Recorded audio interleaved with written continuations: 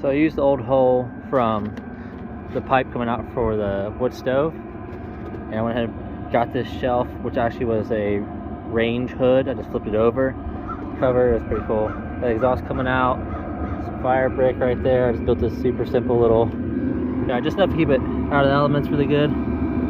Air intake, exhaust, just pipe it in. That's why it's kind of high up here, because it's where I had the exhaust coming for the stovepipe. There's pipes in right there. I could insulate it better probably, make it a little bit more efficient, but it pipes in just fine.